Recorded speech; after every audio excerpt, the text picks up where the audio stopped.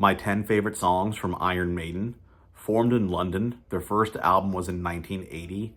They've had 17 studio albums released, with their most recent being in 2021. They've played over 2,500 shows, and there's no other way to describe them than a legendary metal band with legendary members.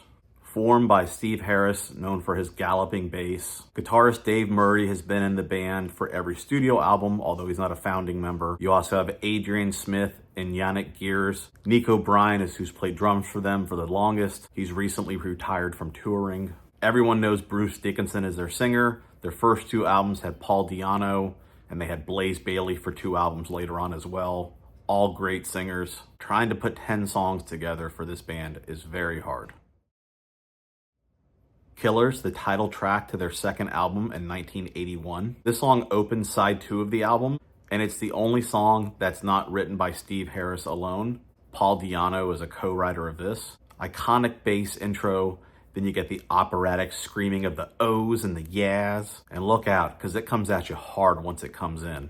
There's these slide harmonic things on the guitar that sound awesome. It gives it like a spacey sound. And then you get this like triplet rhythm. It's like a halftime triplet rhythm. I don't know exactly how to describe it, but it is amazing. It makes you bang your head. If you ever see one of those contests, try not to bang your head. I don't know if they put this song on those ever, but they should.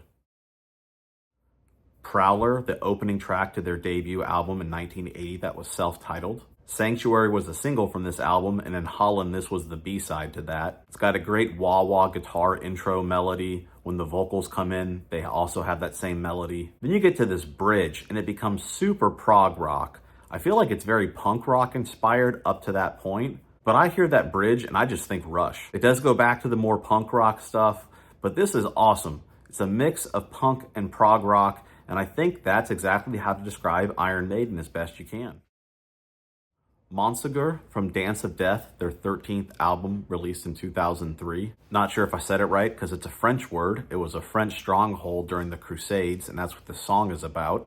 They're a heavy band, but this is a heavy song in a very different way than Iron Maiden is heavy. I think this might be their heaviest song. It's a very prog metal vibe. It gives me very Dream Theater vibes at times. Nico's riding that bell in this song. He does in a lot of songs, but this is the best. There's a very cool, dark, slightly odd sounding pattern in the verse. And then you get a super melodic vocal melody in the chorus. The vocal harmonizes with the guitar. Get an awesome guitar solo section. Probably one of the best endings of any Iron Maiden song.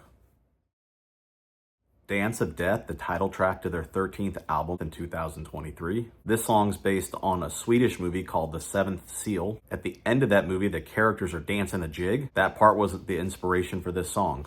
This is the second song in a row I have from this album. Both songs have Yannick Gears and Steve Harris writing them.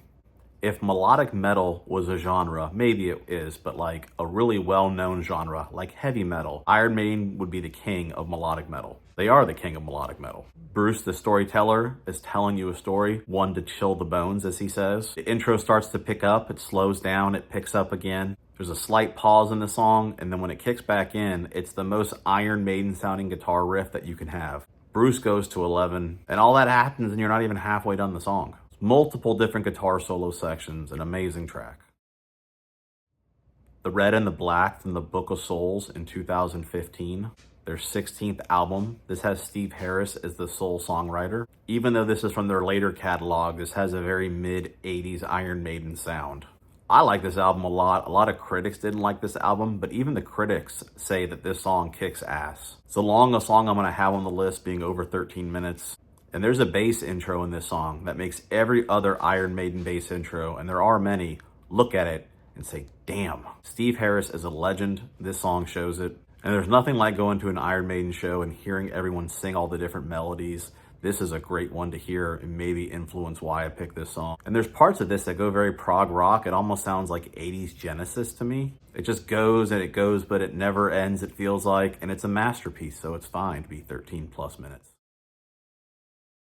The Clansman from Virtual 11, their 11th album in 1998. This is the only time I'm going to have Blaze Bayley in the list, but this is a great song. If I did 11 through 20, there'd be a bunch of Blaze songs. You hear this song, it's not surprising to learn that it's inspired by the movie Braveheart.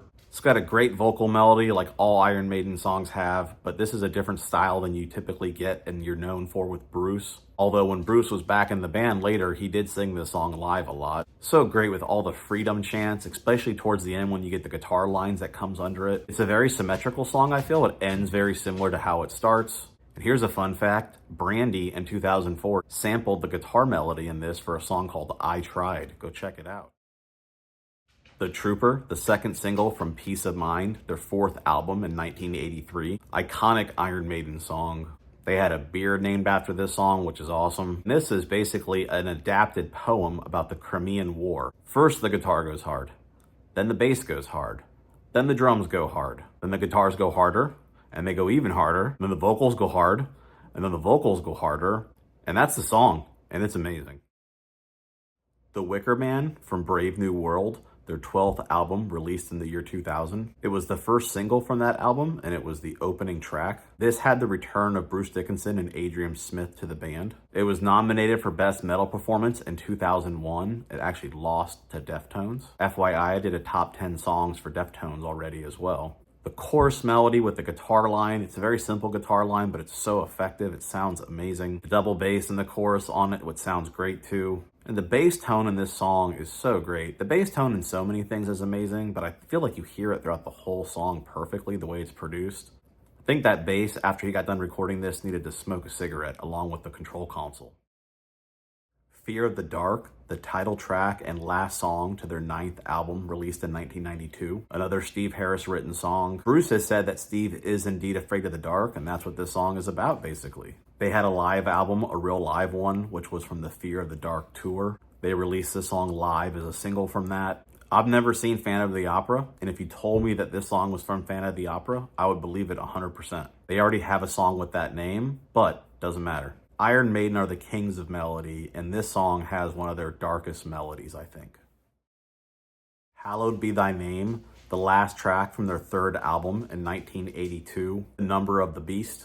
This is their first album with Bruce Dickinson, and this was a single, the live version, on a Real Dead one. Steve Harris wrote this song like he did for most of the songs I picked for this. They played this song on pretty much every tour since it's been out. It's their 3rd most played song live. And I think it's their best song, but not just me. Most of the people in the band, this is their favorite song as well. It's one of the most covered songs that they have, and they have a lot of songs that have been covered. Why is it so great? Got an ominous intro, huge bass power chords used in the verse and the chorus, uber melodic guitar melodies, all kinds of different harmonizations, vocals that would make Luciano Pavarotti jealous. It's the best example of all the kick-ass things that Iron Maiden does.